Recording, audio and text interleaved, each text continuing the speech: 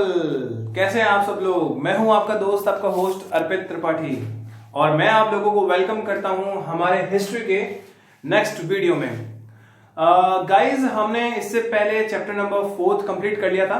आज हम chapter number 5 start करने जा रहे हैं। मेरे अभी तक लगभग 10 से 12 वीडियोस मैंने अपलोड कर दिए हैं, जिसमें मैंने अराउंड अप्रोक्सीमेट जो चैप्टर्स हैं वो 1, 3, 4 तीन चैप्टर्स कंप्लीट कर लिए हैं।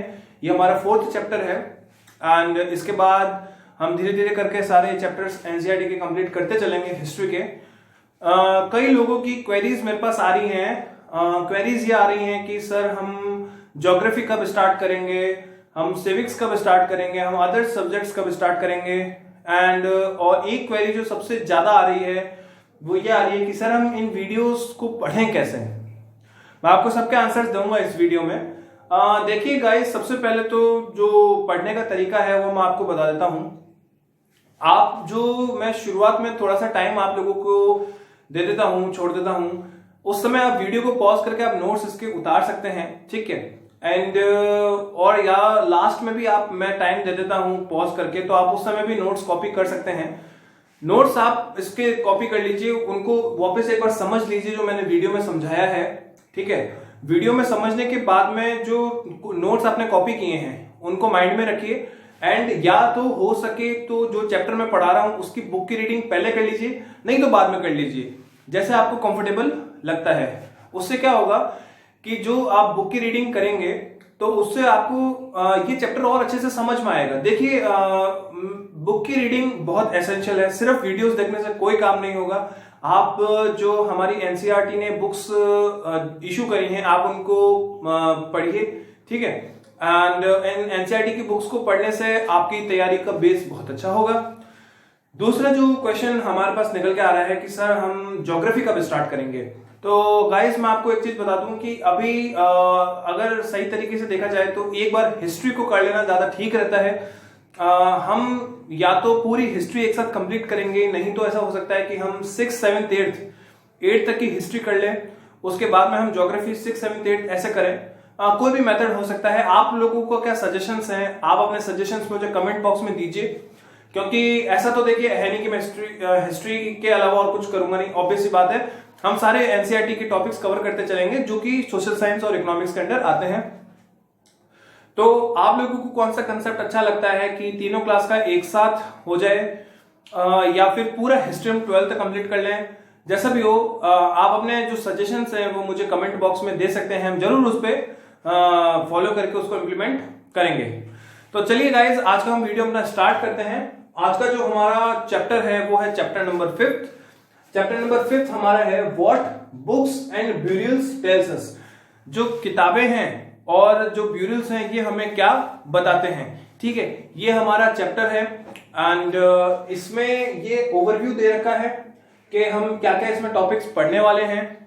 उन ओवरव्यू के बाद में हम एक एक चैनल को, एक एक जो टॉपिक है इसको डिटेल में पढ़ेंगे। हम एक बार ओवरव्यू देख लेते हैं कि हम इस चैप्टर में पढ़ने क्या वाले हैं। ओके, तो जो सबसे पहला टॉपिक हम जो कवर करेंगे, one of the oldest books in the world, Vedas. Vedas जो है पूरे एंशिएंट इंडिया की one of the oldest books है। Okay, Sanskrit and other languages, Sanskrit के साथ साथ में और कौन कौन सी लैंग्वेज एंशिएंट इंडिया में डेवलप हुई, लाइव्स ऑफ वेरियस पीपल, अलग अलग तरह के लोगों की जिंदगी के बारे में, silent sentinels, story of sentinels, ठीक है। स्टोरी ऑफ सेंटिनल्स है ये हम देखेंगे। अ क्लोजर लुक इना गांव, इना गांव को हम एक क्लोजर लुक से देखेंगे, वहां पे क्या क्या डेवलपमेंट्स, किस तरह से वहां पे लाइफस्टाइल होती थी, ये सारे टॉपिक्स आगे आएंगे। ये एक तरह का ओवरव्यू है जो हम इस चैप्टर में पढ़ने वाले हैं, चैप्टर नंबर 5 में, what books and burials tells us. उसके बाद में हम एल्सवेयर में पढ़ेंगे चाइनीज सिविलाइजेशन के बारे में, कि उस समय में चीनी सभ्यता यानी चाइनीज सिविलाइजेशन किस तरह से डेवलप हुई, किस तरह से उसका इंडिया के साथ में लिंकेज था, वो हम देखेंगे। तो चलिए टाइम को ना ज्यादा वेस्ट करते हुए हम अपना पहला टॉपिक डिटेल में स्टार्ट करते हैं। One of the oldest books in the world, Vedas. Vedas जो है भारत के इतिहास में सबसे पुरानी लिखी जाने वाली किताब होती है, ठीक है। सबसे ओल्डेस्ट बुक्स है वेदास। 4 तरह के वेदास होते हैं, ऋग्वेदा, सामवेदा, यजुर्वेदा एंड अथर्ववेदा। इन चारों को आप ध्यान में कर लीजिए, ऋग्वेदा, सामवेदा, यजुर्वेदा एंड अथर्ववेदा। ये 4 तरह के वेद हैं जो लिखे गए थे। ठीक है, अब इसके बारे में हम डिटेल में देखते हैं। Oldest is Rigveda. जो ओल्डेस्ट है वो है ऋग्वेदा। ऋग्वेदा तो है सबसे पुराना वेद है, अबाउट 3500 ईयर्स ओल्ड। कितना साल पुराना है? 3500 ईयर्स ओल्ड है Rigveda. Has thousands हेम्स called सुक्ता।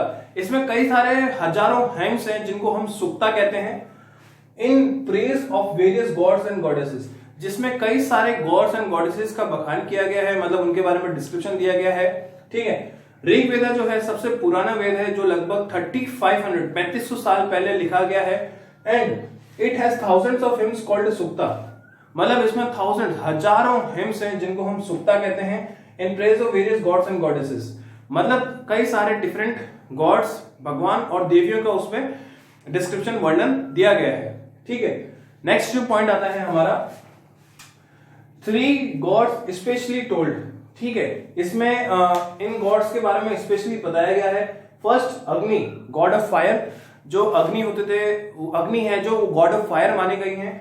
Indira, a warrior God. Indra जो भगवान हैं उनको वॉरियर गॉड माना गया है। ठीक है ना, इन दोनों के बारे में इसके अंदर दे रखा है।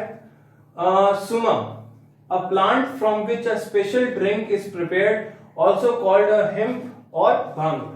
सुमा क्या होता है?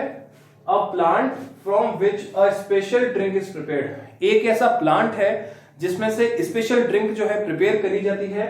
ऑल्सो कॉल्ड हेम्प, जिसको हम हेम्प भी कहते हैं या भांग भी कहते हैं। भांग होती है वो कहां से प्रिपेयर करी जाती है? सुमा जो है एक स्पेशल प्लांट है जिसके अंदर से एक हेम्प और भांग उसमें से प्रिपेयर करी जाती है। Okay, these hymns composed of सागास एंड ऋषिज। इसमें सागास एंड ऋषिज का कॉम्बिनेशन है। Some hymns composed of women and some by people whose parents were of lower caste। ठीक है, some hymns composed of women। इसमें जो hymns हैं उनमें जो कंपोज करता है women के ऊपर। and some by people whose parents were of lower caste। और कुछ जो है उन लोगों के ऊपर है जो बच्चे किसी लोअर कास्ट के पेरेंट्स की बेटे हैं या बेटी हैं। ठीक है, ये इनका वर्णन इस हिम्स में करा गया है। Okay, Vedas were written in Vedic Sanskrit. Vedas जो है वैदिक संस्कृत में लिखे गए थे। And were passed from generation to generation by word of mouth. और generation by generation word of mouth, मतलब मुंह जबानी इन वेदास को आगे की ओर बढ़ाया गया था, यानी इनको प्रोत्साहन दिया गया था। They were several centuries written and printed less than 200 years ago। They were several centuries written, मतलब ये कई सेंचुरीज पहले लिखा गया था। And printed less than 200 years ago, और इनको प्रिंटेड मतलब इनको प्रिंट करा गया 200 साल पहले। ठीक है, ये वेदास के बारे में है। हमने वेदास के बारे में अभी हमने हल्का डिस्क्रिप्शन देखा है वेदास के बारे में। ठीक है, वेदास किस तरह से वर्ल्ड में होते थे। 4 तरह के वेदा होते थे, ऋग्वेदा, यजुर्वेदा, समवेदा एंड ऋग्वेदा, समवेदा, यजुर्वेदा एंड अथर्ववेदा। ठीक है, ऋग्वेदा जो था वो वन ऑफ द ओल्डेस्ट वेदा था, जो लगभग 3500 ईयर्स बैक लिखा गया था। इसमें वेरियस गॉड्स एंड गॉडेसेस के बारे में वर्णन दिया गया है। अग्नि को जो है गॉड ऑफ फायर बोला गया है। इंद्र को जो है वॉरियर गॉड बोला गया है। ठीक है, समा जो होता है एक ऐसा प्लांट होता है जिसकी प्रिपरेशन से हेम्प या भांग का हम प्रिपरेशन कर सकते हैं।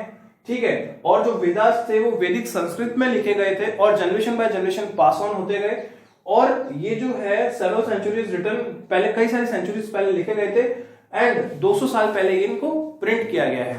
ठीक है, तो ये जो था हमारा लेक्चर नंबर 1। ये चैप्टर थोड़ा सा बड़ा होने वाला है, तो आपको इस लेक्चर में लगभग 4 से 5 वीडियोस मिलेंगे और फिर हमारे चैप्टर कंप्लीट हो जाएगा। एक हमारे पास में क्वेरी आ रही थी कि सर हम वीडियो को 10 से 15 मिनट का ही क्यों बनाते हैं, क्या हम ज्यादा बड़ा 1 घंटे का 50 मिनट का इस तरह का वीडियो नहीं बना सकते? देखिए गाइस, कंटेंट उतना ही है, मैंने इसको सब पार्ट्स में डिवाइड कर दिया गया है। मान लीजिए कि अगर आपको पूरा चैप्टर एक बार में कंप्लीट नहीं करना है, आप उसका पार्ट्स में उसको कंप्लीट करना चाह रहे हैं, तो आप पार्ट्स में भी कंप्लीट कर सकते हैं। जैसे वीडियो 1 है, वीडियो 2, ऐसे करके आपने 2-3 वीडियोस देख ली तो आपका 50% चैप्टर हो गया, फिर 2-3 और देख ली 50% हो गया। अगर मैं इसका टोटल वीडियो बना दूंगा तो काफी मतलब आप लोगों के लिए बोरिंग सा हो जाएगा। क्यों? जस्ट बिकॉज हिस्ट्री है, इतने लंबे आवर्स के लिए पढ़ना थोड़ा सा डिफिकल्ट हो जाता है, इसलिए मैंने टाइम फ्रेम उतना ही है पर इसको पार्ट्स में डिवाइड कर दिया है। तो उम्मीद करता हूं आपको मेरे एफर्ट्स पसंद आ रहे होंगे। प्लीज आप इस चैनल को सब्सक्राइब कर लीजिए। सब्सक्राइब करने के बाद में बेल आइकन को प्रेस कर दीजिए लेटेस्ट अपडेटेड नोटिफिकेशन के लिए। मैं आपको मिलता हूं नेक्स्ट वीडियो में। Thank you.